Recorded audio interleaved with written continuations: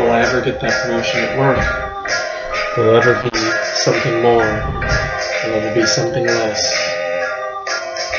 That's my best impression. I'm trying, guys. I really am. Anyway, hello there. CriterioNate here, number 490. Oh boy. Wim Wenders' Wings of Desire, Der Himmel über Berlin.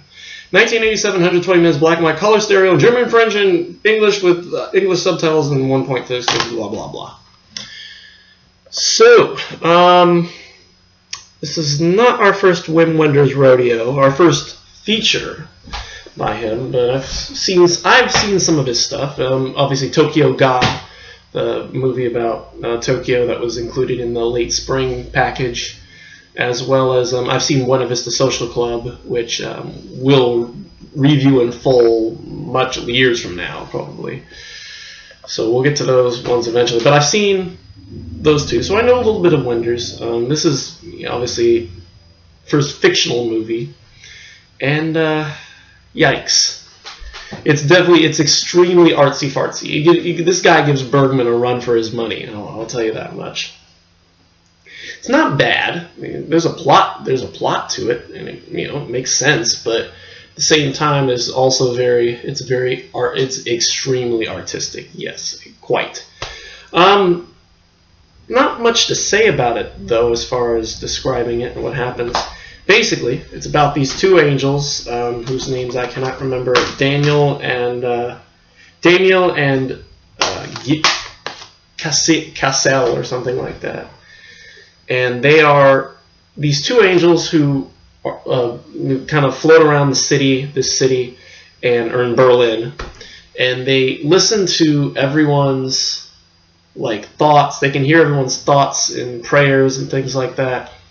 And so they sometimes are like an angel, the angel on my shoulder kind of thing. So they sit next to them and put their hands on their shoulder, and the people can sometimes sense their presence. But in the end, they're kind of mostly just left continually questioning. Outside of that, and there's Peter Falk's in it. Yeah, Peter Falk, of all people, is in it. And he apparently was an angel as well. And at one point, he ends up sensing Damiel's presence and kind of reveals himself to Damiel and all that. But yeah, I guess Peter Falk... It says he's credited as himself, but I don't remember if they even say his name in the movie, but he's supposed to be, or like some movie star. He's in Berlin making a documentary about like the war or something like that. And so anyway, Damiel ends up falling in love with this trapeze artist named Marion, I think. And he listens to her thoughts, and he wants to be with her and all that. And so he ends up talking to Cassiel about this, and Damiel says, I'm gonna turn mortal. And so I think he kind of tries to talk Damiel out of it. I cannot call him Damiel. But anyway, he keeps calling him that, and he's trying to tell him, don't do it. But in the end, Damiel ends up going through with it, and the scenes, and this is where the black and white and color thing goes into play. Whenever the angels are involved, it's in black and white. Whenever they're not present, it's in color. So when Damiel becomes mortal, his scenes are now in color, and he ends up going through and experiencing all these human things.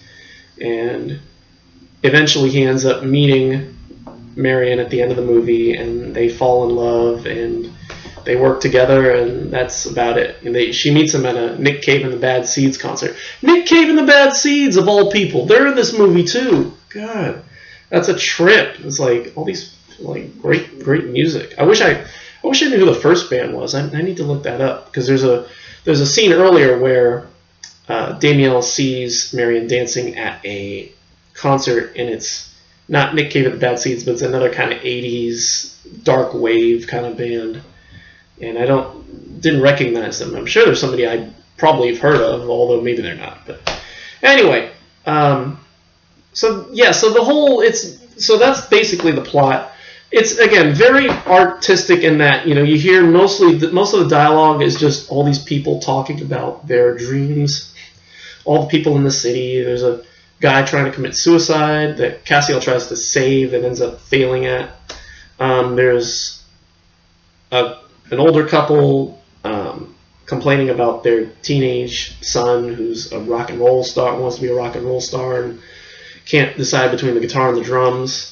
There's an old guy. There's an old guy who used to be a professor, and I think he works at the library now, and like everybody's reading his books or something.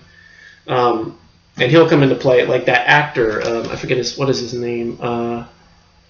Has it on here somewhere? What is that? What was that guy's name? Kurt Bois, I think. Kurt Boyce or something. Yeah, so he's in it, and he plays the I forget his name, but anyway, it's just basically it's artsy fartsy because of the black and white color snap, because it's just Bruno Ganz who plays Damiel, and he's fantastic at playing the silent angel, just staring, and like you can kind of tell that he's definitely playing the part quite well. Both him and who's the other guy? Otto Sander. Well, I guess were chosen because they had worked together and they were already good friends, and so Wenders chose the two of them to play the lead angels because they already had a good working relationship, which is a really cool nod to their friendship. To say nothing of obviously the friend they already worked together, so Wenders kind of was like, I don't want to have to put two people together that won't work together, so there you are. So anyway, Wings of Desire, a very artistic movie. In the end, I thought it was a little overblown for my tastes. I thought everybody did really fantastic job. I just think that, again, I think this movie could have been a little shorter, at least like maybe 10-20 minutes shorter. Even though there is like a half hour to an hour of outtakes and deleted scenes, which I'm like, really? Are you kidding me right now? Seriously? But anyway, Wings of Desire, not my favorite movie. I'm going to give it a B. It's still a movie, and it's still a movie that I can tell why people like this movie a lot. But for me personally, it's just not my thing. I did like, again, the acting was really cool. I thought, Peter Falk was amazing, Bruno Ganz was amazing, seeing Nick Cave in The Bad Seeds was awesome. But just again, the dialogue was just kind of, I got kind of tired of it. It was kind of boring after a while, so that's why I give it a B. So yeah, supplements. Disc 1 has the trailers. Disc 2 has everything else.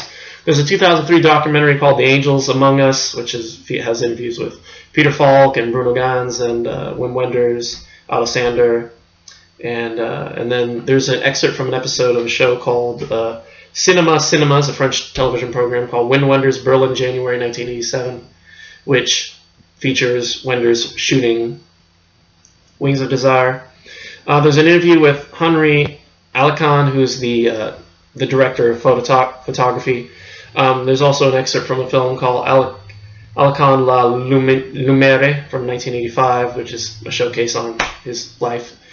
There's a excerpt from a film called Remembrance, which was made by Ganz and Sander on the set of Wings of Desire, interviewing Kurt Bois, and he tells all these crazy stories and all that. There's also, and again, plenty of deleted scenes, outtakes, some with commentary by Wim Wenders, and photo gallery, and I think that's basically it. Yeah. So anyway, Wings of Desire, B. It's okay, just okay. All right, so that's it for today. At long last. I know my schedule's crazy. I said I was going to do this earlier, but whatever. But anyway, tomorrow for sure. Tomorrow, January 28th. I mean, not January 28th. June 28th. Z is happening tomorrow. For sure. And then maybe Friday, if we can swing it Friday, A Handmaid's Tale. That's happening. And then Saturday, we'll get to, what's after that? Is it down? Oh, I forget what's next. Oh, Saturday we'll probably do Gomorrah. And then Sunday, hopefully, Downhill Racer. And then next week, Golden Age of Television, which I think should have come in today to the library. It hasn't been in yet, but hopefully today is the day. So anyway, and then we'll roll right along. I already put a hold on Shay, and and then I need to put a hold on the Chantal Ackerman set for the Eclipser, and then the War Trilogy. Then we're done. At long last, we're done. So we won't be done by the end of June, but like again, mid-July, we should be done with everything. So anyway, that's it for me. Thanks for watching. Oh, morals. I don't know. Be careful if you choose mortality, because it's not that great of a world, at least right now. If you're an angel, just try to save us. If there are any angels out there who can help us out, listen to our pleas. I don't know. Not a great moral, but that's the only one I can come up with for such a weird movie like this. So anyway, that's it for me. Thank you for watching. We'll see you all tomorrow for Z. And until then, goodbye.